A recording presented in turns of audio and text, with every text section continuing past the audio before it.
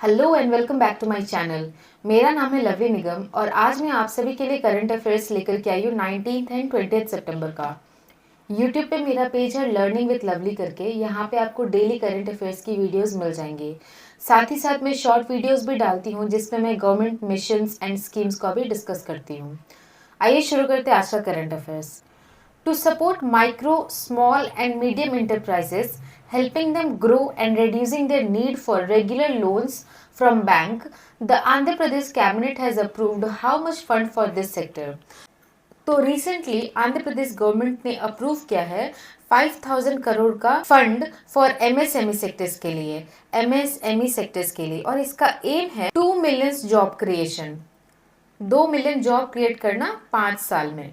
ये कैसे किया जाएगा? Central government and state government के स्कीम्स को यूज करके, जो भी सेंट्रल गवर्नमेंट की स्कीम्स चलाई जा रही है और स्टेट गवर्नमेंट की स्कीम्स चलाई जा रही है, उन दोनों की हेल्प से 2 मिलियन जॉब क्रिएट किए जाएंगे। तो ये फंडिंग होगी 5000 करोड़ की। ये क्रेडिट गारंटी फंड ट्रस्ट के थ्रू प्रोवाइड किया जाएगा।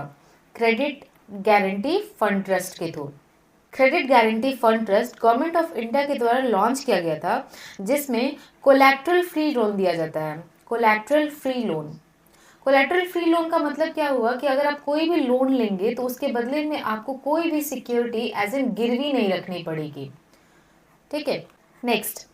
As per recent report by Economic Advisor Council to the Prime Minister, which state contribute lowest in India's GDP? Bihar सबसे कम कंट्रीब्यूट करता है इन इंडियाज जीडीपी।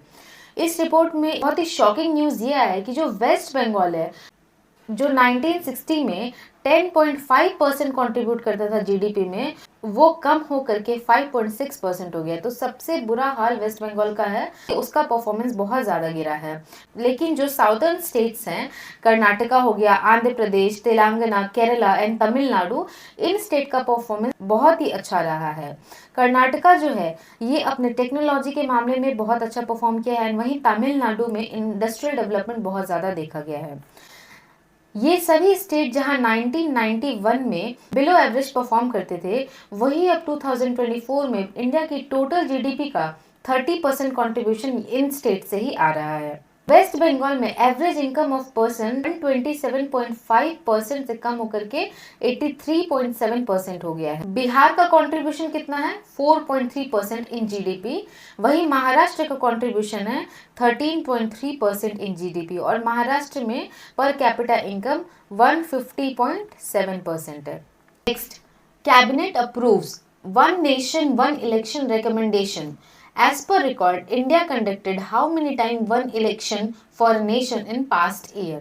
कैबिनेट ने वन नेशन वन इलेक्शन को approve किया है, जो विंटर सेशन से start किया जाएगा। विंटर सेशन ऑफ पार्लियामेंट में स्टार्ट किया जाएगा। इसका एम है लोकसभा एंड विधानसभा का जो इलेक्शन है वो एक बार ही कराया जाए, एक इलेक्शन हो उसमें, जिससे कि कॉस्ट कटिंग किया जा सके, इलेक्शन कराने में खर्चे होते हैं उसको कम किया जा सके, और दूसरा इलेक्शन कराते वक्त जो परेशानियां होती हैं उसको भी कम किया जा सके। इनिशियली 1951 से 1967 तक 4 बार वन नेशन वन इलेक्शन कराए गए हैं, जो कि 1952 में, 1957, 62 एंड 67 में हुआ है।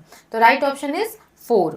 आफ्टर 1967 नए स्टेट बनने लगे, राज्यों का पुनर्गठन होने लगे, तो ये इलेक्शन को बंद करा दिया गया था। अभी फॉरेन कंट्री की बात करें तो अमेरिका, फ्रांस, स्वीडन, कनाडा में वन नेशन वन इलेक्शन को अपनाया जा चुका है। इसके अलावा ये इतना इजी नहीं होगा फॉर्मुलेट करने के लिए। क्यों? क्योंकि बहुत सारे चैलेंजेस आएंगे, जैसे कि आपका लोकसभा का कार्यकाल 5 साल का होता है, वहीं विधानसभा का भी कार्यकाल 5 साल का होता है, लेकिन ये बीच में भंग किया जा सकता है। सेम विथ विधानसभा। तो अगर ये बीच में भंग किए जाएंगे तो ये कैसे इनका इलेक्शन किया जाएगा? तो ये सब चुनौतियां आएंगी। दूसरी चुनौतियां ईवीएम एंड वीवीपैट के ये बहुत ही लिमिटेड अमाउंट में अवेलेबल है, तो जब एक साथ सभी इलेक्शन होंगे तो इनकी नीड बहुत ज़्यादा होगी। सेम विथ हमारे ऑफिशियल्स हो गए, गार्ड्स हो गए, उनकी भी नीड एकदम से बढ़ेगी। तो थोड़े चैलेंजेस आएंगे ये वन नेशन वन इलेक्शन को इम्प्लीमेंट करने के लिए।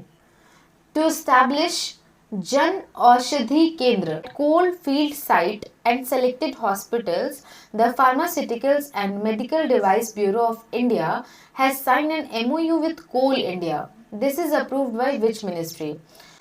सो PMBI एंड कोल इंडिया ने MOU साइन किया है जन औषधि केंद्र को स्टैब्लिश करने के लिए कोल्ड फील्ड साइट में, और टोटल 12 जन औषधि केंद्र को स्टैब्लिश किया जाएगा। और इसमें जो है जेनेरिक मेडिसिन प्रोवाइड किए जाएंगे। जेनेरिक मेडिसिन की खासियत ये है कि ये 50 to 90% चीपर होते हैं। ये स्टार्ट करने का मेन ऑब्जेक्टिव क्या है कि जो कॉस्ट इंकर्ड होते हैं उसको कम किया जा सके, साथ ही साथ जो ये 12 औषधि केंद्र स्टैब्लिश होंगे वहां पर एम्प्लॉयमेंट जनरेट होगा ना। ऐसे तो नहीं है कि बिना कोई वहां आए रोबोट बन के काम कर लेगा, वहां पे भी लोगों की जरूरत पड़ेगी। तो ये एम्प्लॉयमेंट जनरेशन भी एक इसका मेन उद्देश्य है। ये MOU अप्रूव किया गया है ministry of chemical and fertiliser. ये 12 औषधि केंद्र कहाँ कहाँ स्टैब्लिश होंगे? वेस्ट बंगाल, झारखंड, उड़ीसा, छत्तीसगढ़, मध्य प्रदेश एंड असम। मध्य प्रदेश से रिलेटेड एक न्यूज ये भी है, 50 डिस्ट्रिक्ट हॉस्पिटल में ऑलरेडी जन औषधि केंद्र को इनॉग्रेट किया जा चुका है, जहां पर 2000 से भी ज्यादा जेनरिक मेडिसिन अवेलेबल कराई गई हैं। Next, the ministry of food processing industry organise World Food India 2024 event. Which country will be partnered country in this event? World Food India 2024 19 से 22 सितंबर तक न्यू दिल्ली में ऑर्गेनाइज किया गया था। ये मेक इन इंडिया इनिशिएटिव को सपोर्ट करता है। This event is organised by ministry of food processing industry. इस इवेंट में बेसिकली फोकस इस बात पे किया गया था कि किस तरीके से नए नए इनोवेशन हम फूड प्रोसेसिंग इंडस्ट्री में ला सकते हैं, साथ ही साथ न्यू टेक्नोलॉजी जो हाई टेक्नोलॉजी होती है उसको हम कैसे यूज कर सकते हैं अपनी फूड प्रोसेसिंग में, एंड सस्टेनेबिलिटी पे कैसे फोकस करेंगे, ऐसे प्रोडक्ट को बनाना which is good for environment. ठीक है, तो इन सब चीजों पे इनोवेशन, सस्टेनेबिलिटी एंड टेक्नोलॉजी पे फोकस किया गया था। टोटल 90 कंट्रीज ने पार्टिसिपेट किया था। स्वाद सूत्र नाम का कॉन्टेस्ट ऑर्गेनाइज किया गया था। जापान हमारा पार्टनर कंट्री के रूप में इनवाइटेड था। Japan will be partner country in this event. Event का थीम था right to food for a better life and a better future. Right to food for a better life and a better future. Next, Union Cabinet approve continuation of प्रधान मंत्री जनजाति आदिवासी न्याय महाअभियान। What is current financial outlay for this scheme? ये जैसे नाम से ही पता चल रहा होगा कि ये हमारे जो ट्राइबल्स होते हैं, आदिवासी लोग होते हैं, उनके ऊपर फोकस किया गया है उनका सोशल एंड इकोनॉमिक ग्रोथ के लिए। 5 करोड़ से भी ज्यादा ट्राइबल्स को फोकस किया गया था जिससे कि उनका डेवलपमेंट किया जा सके। Current financial outlay for this scheme is 79,126 crore.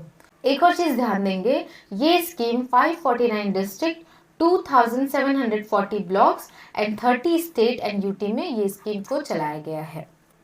Next, all India football federation appointed whom as a new head coach of the national senior women's team. Santosh Kashyap को अपॉइंट किया गया है head coach of national senior women's team, और इन्होंने किसको replace किया है? Chaoba Devi. Manolo Marquez, he is also appointed as Indian football coach. Next, which country became the first country to eliminate leprosy as per World Health Organization? WHO का headquarter है Geneva. And which country became the first country to eliminate leprosy? तो Jordan. 20 साल में एक भी case यहाँ पर नहीं आया है। ठीक है, और ये लेप्रेसी जो है ये एक बैक्टीरियल डिजीज है जो माइकोबैक्टीरियम लेप्रे से फैलता है, और ये स्किन, आईज, नोज, नर्व्स को भी इफेक्ट करता है। Next, recently the union cabinet has approved biotechnology research innovation and entrepreneurship development BioRide. How much fund allocated for the year 2021 to 26? BioRide scheme को अप्रूव किया है। ये स्कीम 3 अलग अलग बोर्ड पे फोकस करती है, biotechnology research and development, bio manufacturing and bio founding and industrial and entrepreneurship. इस स्कीम में 2021 से 2026 तक रुपीज 9,196 करोड़ का फंडिंग किया जाएगा, और और इसका टारगेट रहेगा to make India $300 billion market in bio manufacturing. और कब तक? 2030 तक, 2030 तक इंडिया को $300 बिलियन का बायो मैन्युफैक्चरिंग मार्केट बनाना और विकसित भारत 2047 को अचीव करना। विकसित Bharat 2047। Okay, thank you so much guys for watching my channel. Please do like, share and subscribe my YouTube channel. जो भी मैंने पहले की वीडियोस डाले हैं डेट वाइज आप उनको जाकर के देखिए, आपके एग्जाम्स में डेफिनेटली वो हेल्प करेंगे क्योंकि काफ़ी एक्सप्लेन करके मैंने वीडियोस को बताया। Thank you so much guys.